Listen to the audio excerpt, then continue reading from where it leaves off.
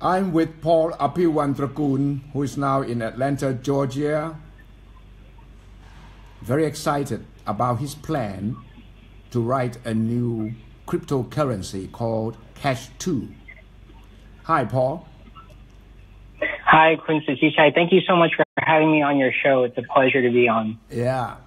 Tell us about your big plan to launch a new cryptocurrency called Cash 2.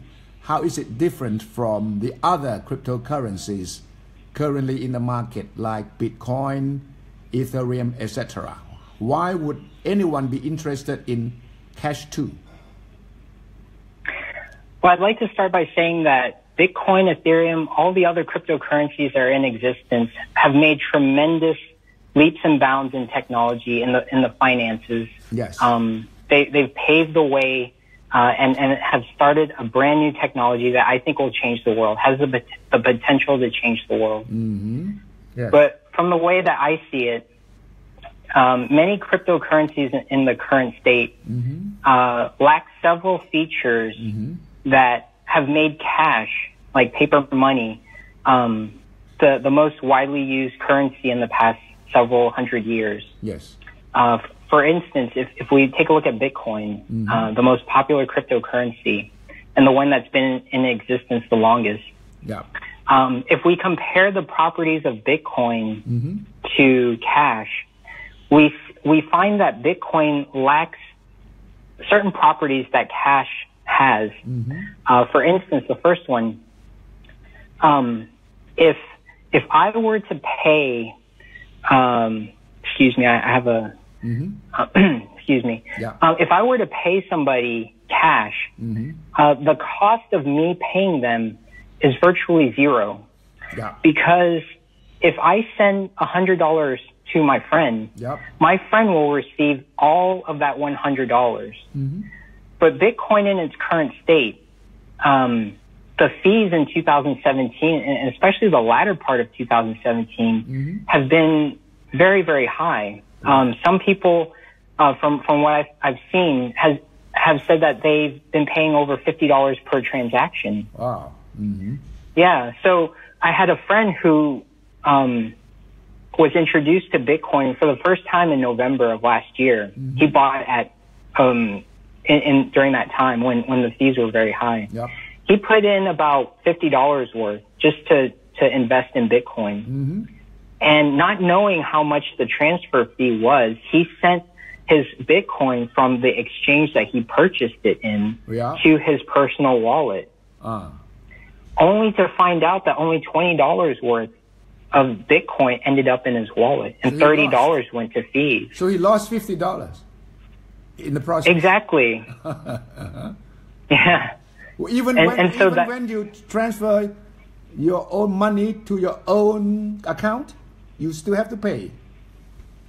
Yes, any transaction involving Bitcoin, especially in November and December of last year, the transaction fees were very, very high because basically it's supply and demand. The demand was very, very high during that time. So many people were introduced to Bitcoin. They found out about it. They wanted to try it out. There were so many transactions, but the supply, the capacity of the Bitcoin network to process those transactions are limited because of the 1 megabyte block size. And because of that, people who use Bitcoin, the users, have to compete with each other by paying higher and higher fees in order to get into the next block and have their transaction processed. And so this just kind of escalates. You know, it started out with a couple of dollars, went up to $10, and then went as high as $50. So the way I see it, this is a big difference between cash and Bitcoin. And one of the main reasons that Cash 2 is being developed is to retain all of the useful properties of cash that have made it a sound form of money, while also adding in the useful characteristics of cryptocurrencies, such as making it usable online, decentralized, borderless, things of that nature. So to go back to the comparison, one difference between Bitcoin and cash is the fees. The second part is privacy and fungibility. if I pay somebody cash, that person does not know how much cash I have in my wallet or in my bank account. I do not know how much cash that person owns. And other people who aren't in the room with us don't know how much money I gave to that person. So it's very private. Yeah. But with Bitcoin, it's not the case because Bitcoin, the way that Satoshi Nakamoto solved the double spend problem without having a trusted financial third party was to use the blockchain. Yep. How do we protect against double spends when there's no middleman to trust? Well, we have to know the history of all transactions previously. And the way that we keep record of that is through the blockchain. And so because the record has to be kept and can be verified by anyone, it's a public ledger, so that anybody can see the amounts being transferred. Now, the one drawback of this open public ledger is that anybody can go in and see how much money a certain person has or another person has or how much was sent, because at first people thought that Bitcoin was anonymous, but actually it's pseudo-anonymous, meaning that because people acquire Bitcoin by paying with fiat currencies, a lot of these exchanges are able to keep a record of whose account belongs to which Bitcoins belong to who. And they can put a name to that particular Bitcoin in that particular transaction. And so if you know that one starting point, with enough work, you can trace that back and see, how much is in their wallet, who have they been previously transacting with, and all of that. And so Bitcoin in itself isn't as private or as fungible as cash. They call it transparency. That's the second part. They call it transparency, right? That is the strength of Bitcoin in a way. But then the flip side is the lack of privacy, right? Is that what you're trying to say? Yes, exactly. You're absolutely correct. Because the technology that allows Bitcoin to operate without a trusted central authority is also a drawback in that everybody is able to verify the amounts and able to see the amounts. And so that's one drawback. Yeah. So your Cash 2 will not have that problem. How? Cash 2 is adopting a technology called CryptoNote. And the technology of CryptoNote, the purpose of it is to what they call kind of obfuscate or kind of protect against the blockchain being completely open. It's going to take a lot more work for somebody to try to figure out how much of a coin, of a CryptoNote coin, somebody owns, or how much was sent to another person because of all these obfuscating technologies. And so while it's not completely 100% a black box where you cannot see anything at all, it is a step forward in an improvement towards privacy and fungibility over Bitcoin. All right. That's a second drawback. What is the third one? Yes, and the third one is just the speed of transactions.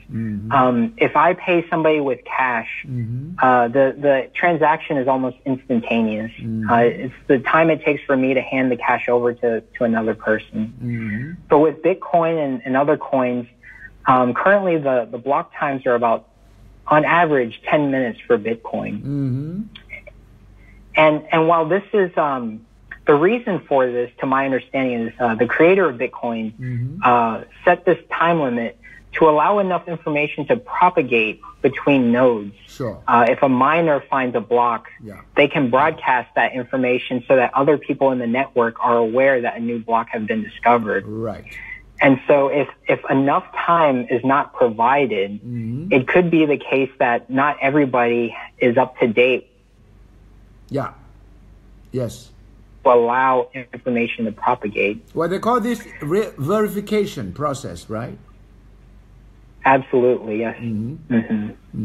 So the strong point of this process is that there is enough time to double check, triple check. Absolutely, because again, one of the strengths of Bitcoin, the fact that it's decentralized, meaning that there are so many people in the network who are able to run validating nodes or be a miner because it's spread out. Yes. Well, that's a positive, but one of the drawbacks is the fact that you have to spread the information across all of those people in the network. All right.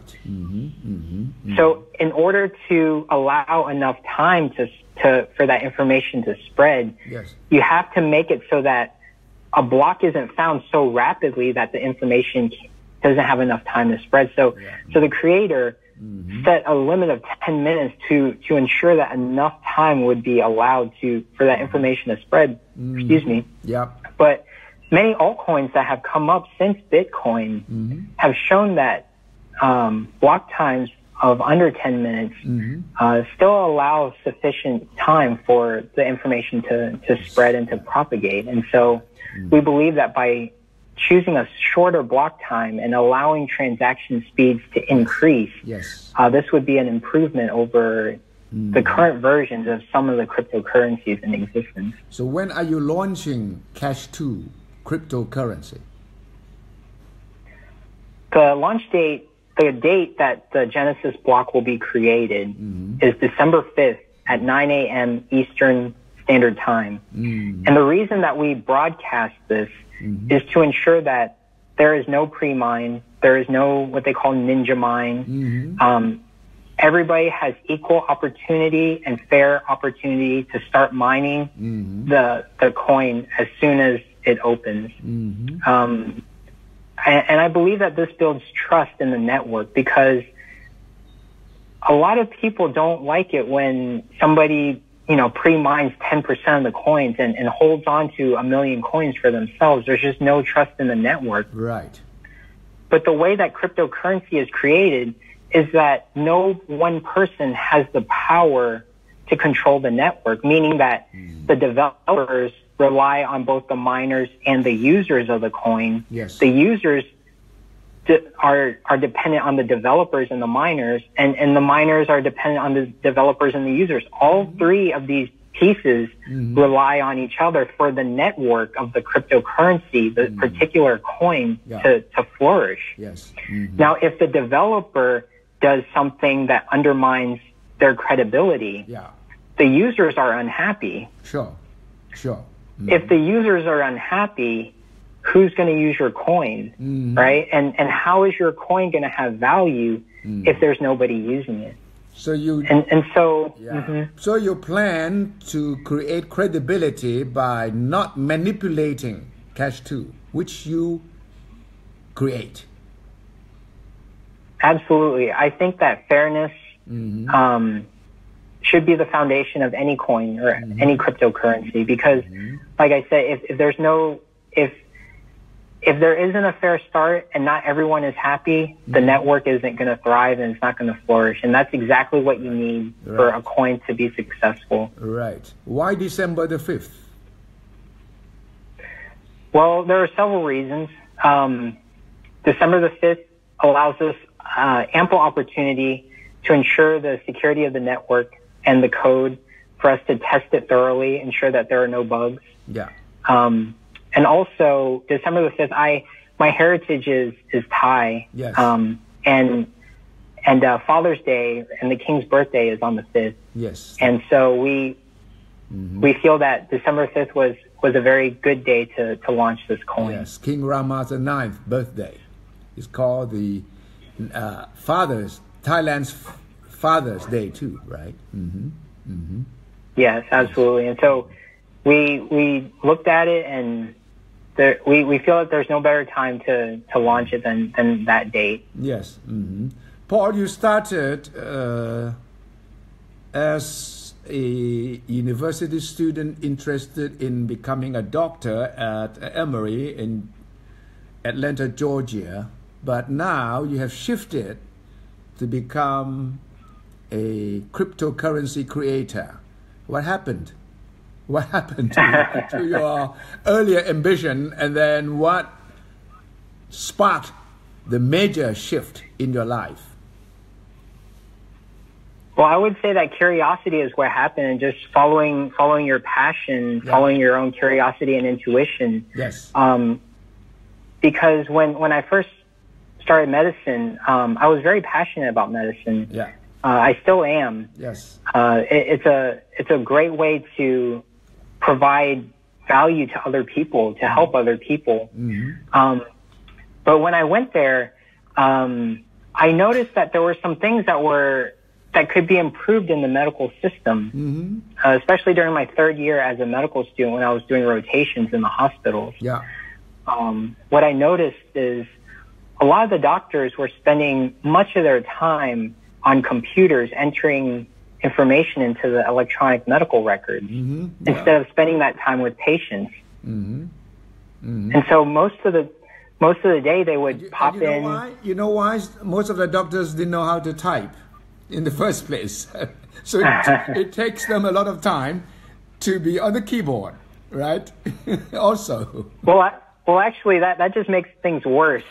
People who can't type spend all night, but really, it wasn't a required subject in medical school to be able to type.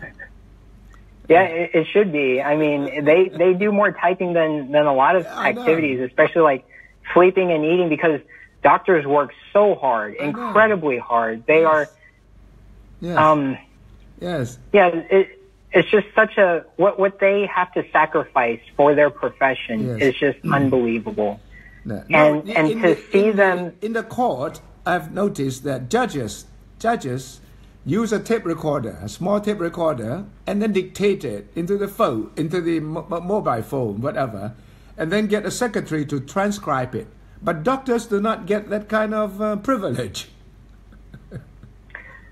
Really, some do, but to be honest, most of what is used is determined by the hospitals, not by the doctors, because the doctors pretty much work. It depends. If you're in academics, which I have, most of my exposure has been to academic medicine rather than private practice medicine. But in academics, if you work for a hospital, usually you don't get to decide what medical record software you get to use, whether you have a transcriber or not, what hours you work. Right. Usually it's the hospitals and the people higher up who dictate these things. Right. And so based on what is allowed for the doctors to do, see, doctors are caught in a very difficult position where they don't want to spend all day on a computer, but they almost have to protect themselves through documentation because they don't want to get sued. And so they have to document because as the saying goes, anything that isn't documented didn't occur. If it's not documented, it didn't happen. Right. And so a lot of people take this to heart and they document everything. Yeah. And a patient's medical records can be huge and buried under, months and years worth of other people adding more information in there. And so the system it's very, very difficult for everybody, for the doctors, for the patients. It's a very tough situation. So when I saw that, when you saw that, something happened to your mind. You wanted to change it. You wanted to improve on it. Yes, absolutely. Because I've always had an interest in computers growing up, but it was just that it wasn't clear exactly what I wanted to do with that, with that love. But when I saw computers and technology being used in medicine, it kind of sparked a curiosity, as I mentioned before, just following your curiosity. That I didn't know existed because, before I started medical school, I didn't know that medical records were being used so much. I knew of electronic medical records. I just didn't know they were being used so much. And so when I found out, I thought to myself, I want to explore this further. And I asked for a year off between my third and fourth year to study computer science at Georgia Tech. And then you found out that there was something called Bitcoin. Yes, absolutely. When I was there in 2013, I had two friends who were discussing that they had missed the boat on Bitcoin because the price had spiked up to $1,000. Yes. And now looking back at it, that's nothing. But at that time, $1,000 was, it jumped from like $60 up to $1,000 in a matter of months. And at that time, that was a huge spike. Right. And so I had never heard of Bitcoin before then. Before 2013, I was a medical student studying like crazy for exams, and that was my sole focus. And nobody had ever talked about Bitcoin or anything like that. And so when I heard about it, I looked into it a little bit, but I wasn't too focused on Bitcoin. My main focus at that time was to learn the basics of computer science so that I could bring that knowledge back into medicine. Yeah. But that was my first exposure to Bitcoin was in 2013, when the price had spiked to 1,000. So you started to study and research on cryptocurrencies.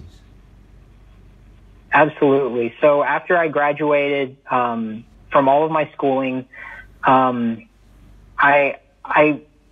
just by chance came back to Bitcoin because we own a family business, and one of the problems that we face constantly is high transaction fees with credit and debit cards. Because here in Georgia, people love using credit cards, and I don't blame them. They're super convenient. You don't have to carry cash or change in your pocket. You just swipe and go.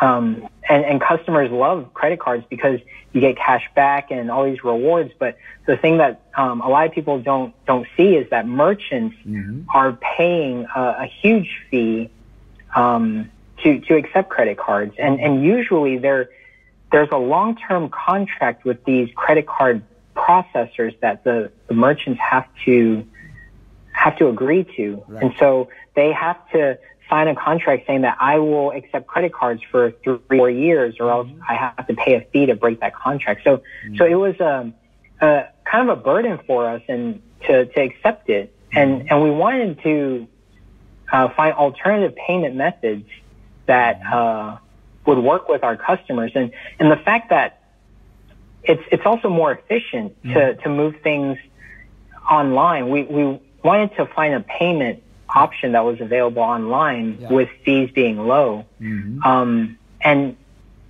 over and over in my research, Bitcoin kept popping up.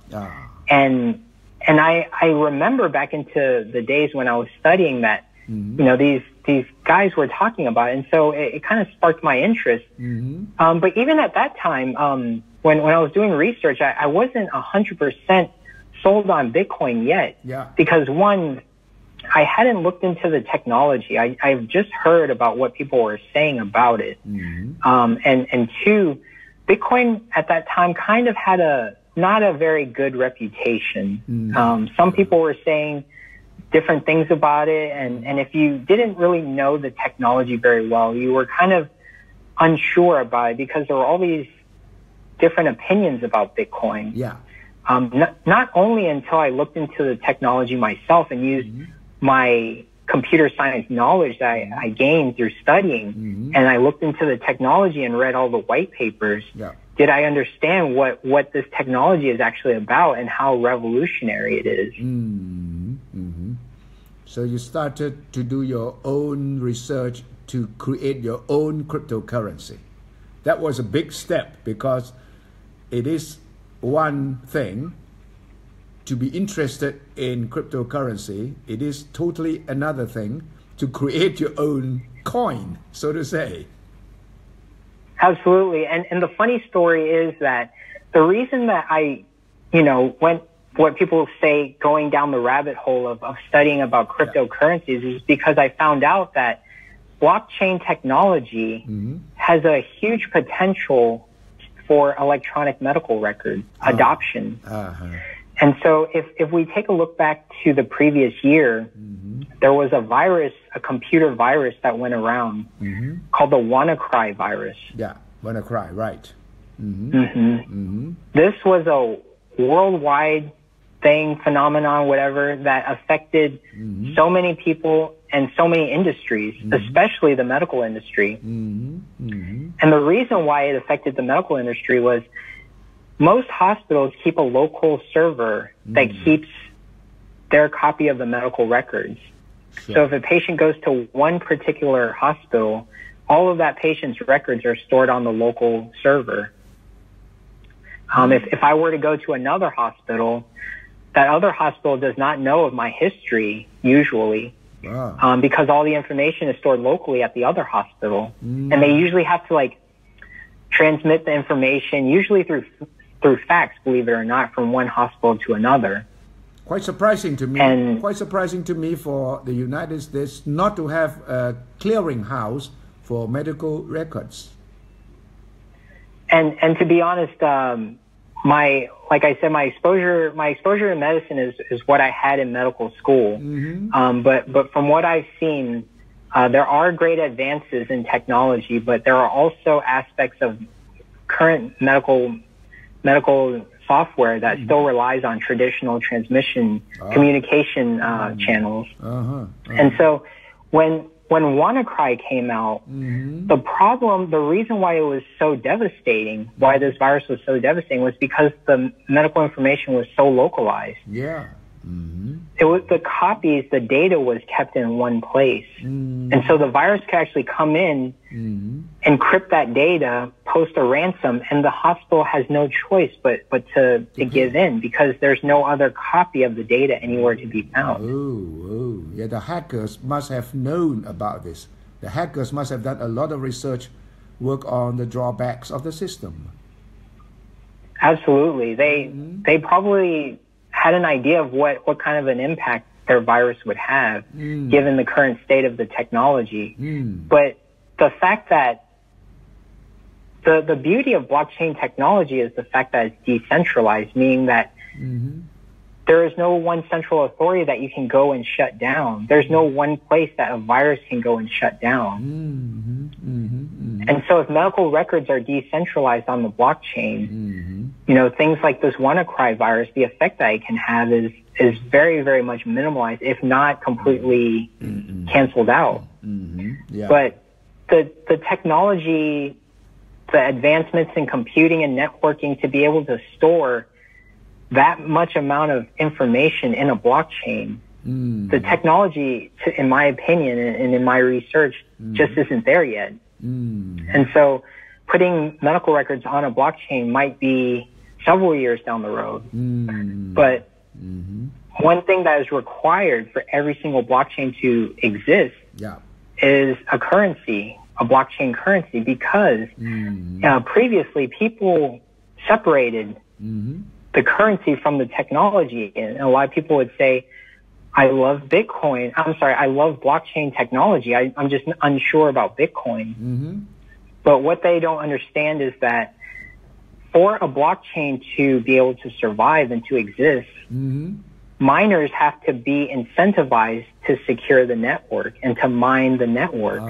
And the only way that they are incentivized is only if there is a reward for them to be paid upon discovering a block. Because miners have to pay for electricity costs, the cost of the equipment, the warehouse. They have to have a return on the amount of money they're putting in. And so if a blockchain does not have a currency at its base, it won't be able to survive. And so the reason for Cash 2 is to produce in my opinion, to be the best form of cryptocurrency possible, in that it tries to keep all of the beneficial properties of cash and of other cryptocurrencies and try to put those all into one. Great. So you have about 9 to 10 months before launch, and I wish you the best of luck. And I think thank you so much. Right, and not only the Thai people, I think people around the world will be interested in seeing how Cash 2 can, if not replace, stay side by side with Bitcoin, Ethereum, and others, because everything can be improved upon, including cryptocurrencies, right? Yes, and that's absolutely our philosophy. You said it exactly. Our goal is to just, we're standing on the shoulder of giants right now. Shoulders of giants. And we just want to put that little bit more of an improvement on the current state of things. And if we can, then that's wonderful, because there are plenty of people in the world who could benefit from such technology. And if you want to find out more, everything can be found on cash2.org. We have the white paper written, both in English and in Thai. So if you want to find out any more information, please check out the website. Great. Cash2.org. And I've been talking to Paul Apiwantragun, based in Atlanta, Georgia, a Thai student. In fact, you're no more a student. You are now a professional digital creator, right? What would you call yourself now, Paul? Oh, right now I'm just a person following my passion, and what I see as the most disruptive technology there is in the world today. I'm just following my passion and curiosity. I was a student, but I'm using all that knowledge from both the medical side and the computer science side, and hopefully put together a product that will benefit the world. And so since I was born here in America all the way up until now, that's been the focus of everything for me, was just try to improve the world. And right now I find no better technology than cryptocurrency and blockchain technology. And Cash2 is not meant to be just, the beauty of cryptocurrencies is that it's borderless, decentralized. So this is a worldwide phenomenon. If this is able to help people in any country, anywhere around the world, then it's a success in my eyes. That's the goal, is to just help everybody, as many people as possible. All right. And Paul, you're only about what, 20 something? I'm actually 31. 31, okay, 31. Yes. In the digital world, you may be entering an old age mode now, because I've met young people 20, 22, 25. But 31 is a good age to start doing all the revolutionary things in this very exciting digital era. Thank you very much, Paul. Thank you. Thank you so much for having me on. Thank you. Thank you, Paul.